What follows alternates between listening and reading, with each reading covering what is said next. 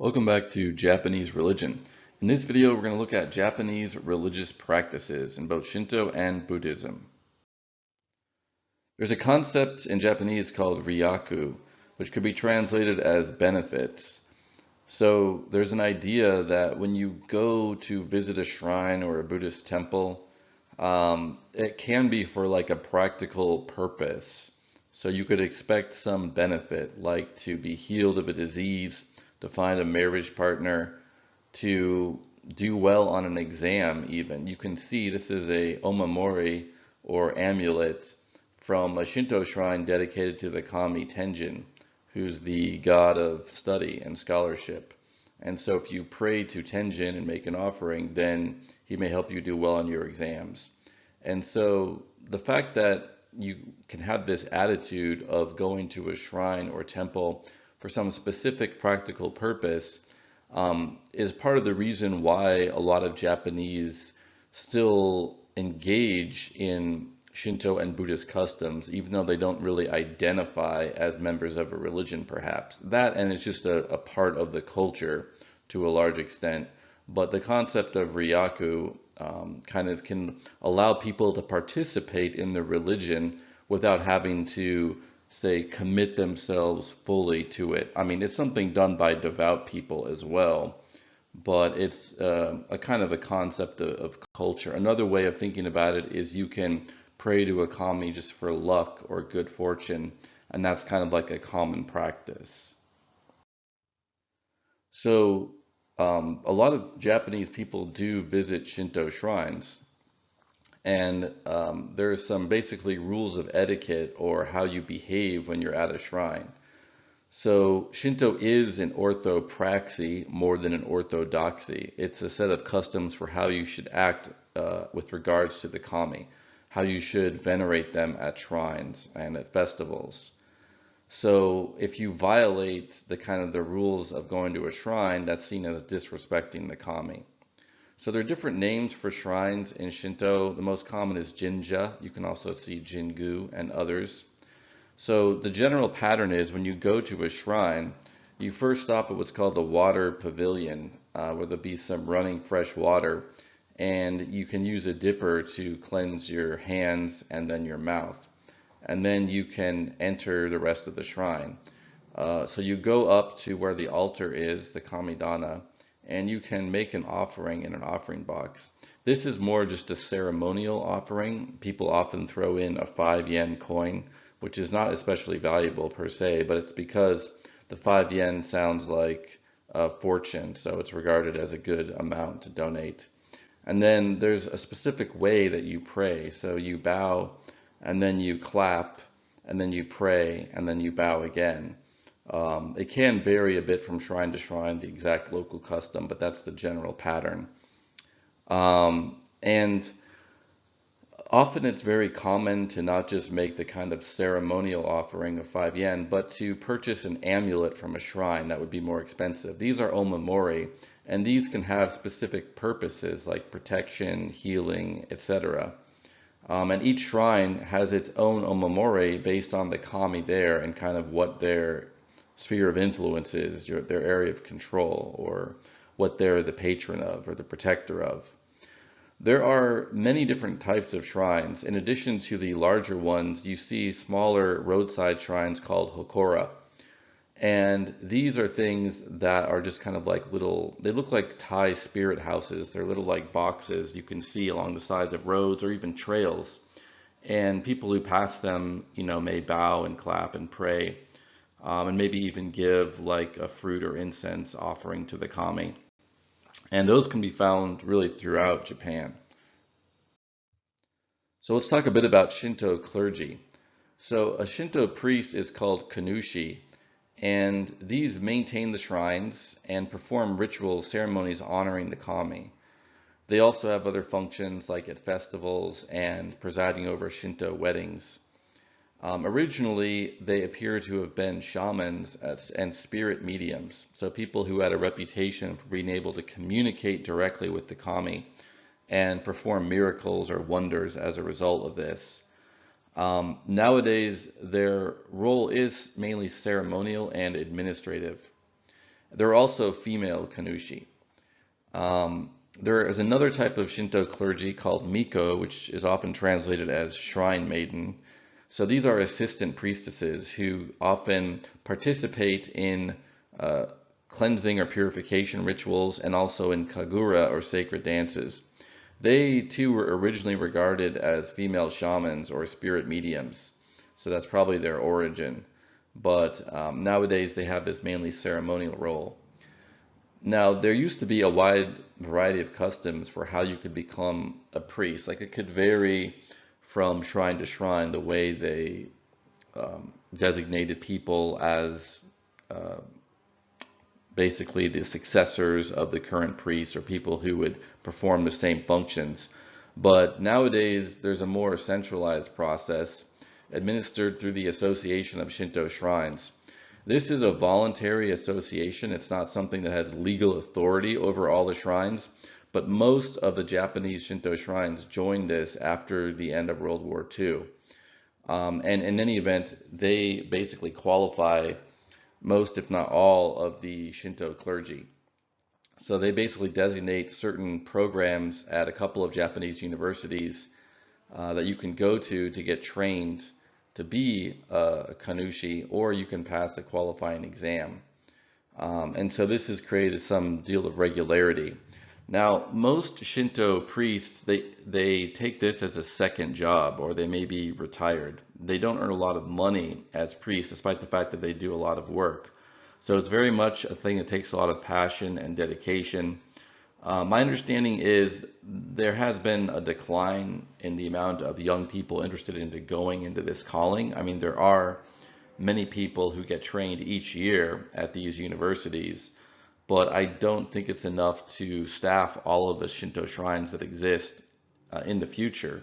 So even though Shinto is definitely going to continue for the foreseeable future, it may have a gradual decline where the number of shrines that are actively maintained goes down. So let's talk about a Shinto altar because they have several distinctive features. These are called Kamidana. And one of the things to notice is that every Shinto altar will have a shintai. This can be translated as spirit body. It's a physical object in which the kami is believed to dwell, at least in part. And that's going to be the center of the altar. In this example on the right, it's actually a polished archaic mirror. So it doesn't look very reflective, but it's basically a piece of metal that would have been used as a mirror in ancient times. And that's where the kami is believed to be present, at least in our world. You also notice a large hemp rope above the altar. This is called a shimenawa, and these are used in several different places in Shinto shrines. Also, for example, at the entrance to the worship hall, there could be another shimenawa. And these are kind of like boundary markers. It's a rope that marks off the boundary of the sacred space. And the traditional belief is that they can keep away evil or harmful spirits. And then another thing to point out is the shide, that's this zigzag paper streamer. And those can be used also in Shinto ceremonies. They're often attached to wooden wands, and they're used in ceremonies performed by the priests. And you can also see some offerings left on this altar. So it's similar to the type of thing you would see left as offerings on a Buddhist altar. So it's a common custom in Japan to also have altars in the family home. This is becoming a little bit less common nowadays, but a lot of Japanese families still do this.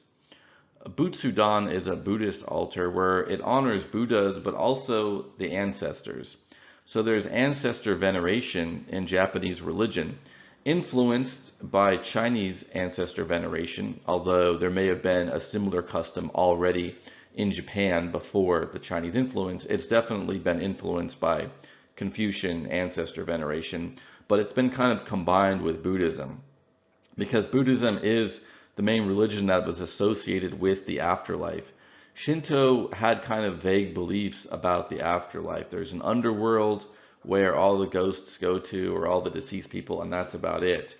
Buddhism has this elaborate theory of rebirth, different realms of rebirth, And that became kind of the standard view of the afterlife in Japan, even among people who, practice Shintoism as well. So there will be oftentimes the urns or relics of ancestors, the physical remains after they've been cremated, placed in the Butsudan. And nowadays, that's a big function of them. Even people who aren't very devout Buddhists per se will have this little altar or shrine in the house to honor their ancestors. And then there's also Kamidana, which is just a smaller version of what you would see in a Shinto shrine that would be at someone's home, and it would honor oftentimes local or regional kami. In Shinto, Kagura or sacred dances are very important. And these are often performed by Miko, as you can see in this picture on the right. So these have their origins in myth, although probably the myths also reflect early practice. So there's the dance, for example, of Izanagi and Izanami, the kami who created Japan before their first mating, before their first offspring was born. There's also the dance of the kami Ame no Uzume, when Amaterasu has hidden herself away in the cave because she's been so hurt and offended. Ame no Uzume does this sort of crazy, wild, provocative dance to try to lure her out, to get her curious. And there are many other examples as well from the Shinto legends. Those are just the two most famous. And so it's very common for Shinto ceremonies and festivals to feature elaborate dances, and often accompanied by music similar in style to the court of the emperor, as you can see here. Although the style of music and the particular dances vary from shrine to shrine. So one of the things about Shinto is that each shrine has its own customs. And so they'll have their own Kagura oftentimes, as well as their own Matsuri or festivals. So Matsuri means festival in Japanese, and it can be used both of Shinto and Buddhist festivals, but the term basically in Shinto refers to these big processions of sacred objects or other mass gatherings of people. So a lot of these are local or regional, so they're connected with one shrine or one region. An example of a Shinto Matsuri is Okoshi Daiko, and this is the first part of a longer Matsuri, Hida Furukawa Matsuri. And the name Okoshi Daiko means rousing big drum. Daiko is a big drum. You can see it there on the right. And one of the things that happens in this festival is there's groups of men, you can see them there clad in white, who are trying to rush to reach the daiko first. And they're kind of fighting each other to who can get closest. And they're typically drunk on sake. So a lot of these festivals can be very rowdy, public affairs. They are Shinto festivals, they're honoring the kami, but for a lot of Japanese, they're not thinking of it, in like explicitly or deeply religious or theological terms. It's like a custom that people just participate with among fellows in their community. And so a lot of these may have originally been also designed around getting communities to come together. So there's also a lot of Buddhist festivals or Buddhist Matsuris in Japan. And some of the main ones are on this slide. Parinirvana Day is on February 15th, celebrates the Buddha's parinirvana, so his state of awakening after the death of his last physical body. You'll notice a lot of these dates are fixed based on the solar calendar, even though Buddhism traditionally uses a lunar calendar. Well, this happened after the adoption of the Western calendar system in modern Japan, after the Meiji Restoration in the late 1800s. And so the government ended up regulating a lot of fixed dates for a lot of these festivals. However, there is still variation among regions where some of these are celebrated. So the date, such as for Obon, varies from region to region. Higan is actually festivals celebrating the spring and autumn equinoxes. So the spring equinox is usually March 21st. The autumn equinox is usually September 21st, marking the beginning of those seasons. But they have a role in Japanese Buddhism. They're times to honor one's ancestors, but also traditionally to reaffirm one's commitment to Buddhism. Buddha Day is on April 8th, and it celebrates the birthday of the Buddha, so that's the Japanese date of Vesak. And Obon is on August 15th. This is the Japanese festival of the hungry ghosts, or the spirits of the dead. Bodhi Day is December 8th, and that celebrates the day of the Buddha's awakening. And there's also some additional seasonal festivals, like to mark the end and the beginning of the year, and other times that are often associated with Buddhism, but they're not really Buddhist festivals per se. They're kind of like just things that got adopted into Japanese culture, many of them as a result of adopting the Chinese calendar. So they were kind of like seasonal festivals that just became general cultural things. On the right is a picture from a Matsuri from Buddha Day. So let's go into one of these festivals in more detail, Obon.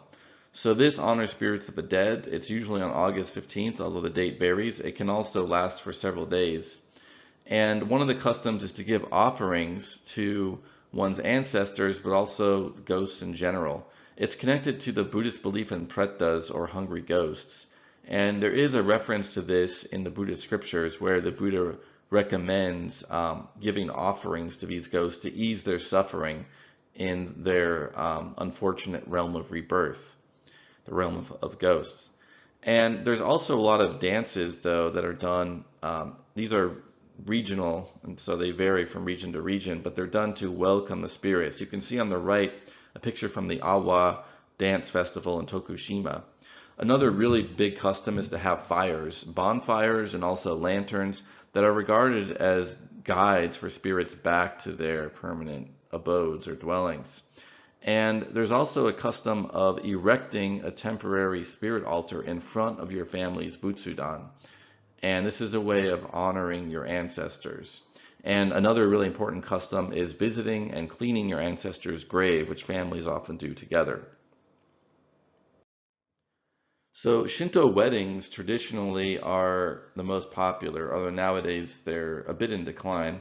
So these are somewhat of a modern phenomenon, actually. So the history is that they started around 1900 when there was a very public and popular wedding between Crown Prince Yoshihito and Princess Kujo Sadako. And so this was something that the Japanese media of the time picked up on. This is when Japan was starting to unite with a modern system of government, modern journalism, etc. So the whole nation really was able to watch this unfold as it was being covered by the newspapers. And there was photographs shared, and it became a very popular custom for all Japanese to have a Shinto ceremony at their wedding after that. So the ceremony consists of a purification ritual performed by the priest and shrine maiden, and ceremonial drinking of sake, and offerings to kami at a wedding altar that's constructed just for this ceremony. So in the early to mid 1900s, about 90% of the weddings in Japan were Shinto. Now it's only about 50%, maybe a little lower. Essentially, my understanding is that it became more common for Japanese couples to have Western-style weddings starting in the 1980s. And it was actually caused by the televised coverage of the wedding of Prince Charles and Diana in the United Kingdom. So this was like a royal wedding. It had coverage all around the world. It was a Christian wedding, of course, because that's the most common religion in Britain. It's the religion of the royals specifically. And a lot of Japanese even have kind of like faux Christian weddings. So even if they're not Christians, they'll have a Christian style wedding, maybe even with the pastor, in order to imitate this. Or even if they don't have an actual pastor or priest there, they may just have a Western style wedding. And so those are becoming increasingly popular as well, and in part because they're less costly than the traditional Shinto weddings. So Shinto weddings are still perhaps the most common, but Buddhist funerals are the rule. So they've been that way for centuries, and it's mainly because Buddhism is the religion associated with death and the afterlife. In traditional Buddhism, a lot of the emphasis is on having good karma for the sake of a good rebirth. And nowadays, Buddhism actually largely survives around the practices of funerals. And this is called funerary Buddhism. The idea that this is sort of like the name that scholars or outsiders would give to it, that Buddhism survives mainly through the practices of cremation, of having these spirit tablets with the names of a deceased person so their descendants and relatives can honor them, Buddhist style flower arrangements, and incense offerings in the Buddhist style also. And it's very common to have the Buddhist custom of looking at the cremated remains and selecting bone fragments for the urn that will actually be placed in the Butsudan. And so many Japanese, their main contact with Buddhism is through these ways of honoring their ancestors that are rooted in the Japanese Buddhist practices have been influenced by Confucianism. And you can see on the right how elaborate these flower arrangements can get, and how costly this can be. I mean, there's other costs associated with it as well. Even though Buddhist funerals are still quite common, they are becoming a bit less popular, largely because of the cost, but they're still fairly prevalent. And it's interesting because Buddhism does really survive as well through that ancestor veneration practice that it's become associated with. A spirit tablet, you can see that one before the picture on the right. It's like a little stone tablet. That is a custom that comes from China. It's not originally a part of Buddhism per se, so it's rooted in Confucian and just Chinese ancestor veneration.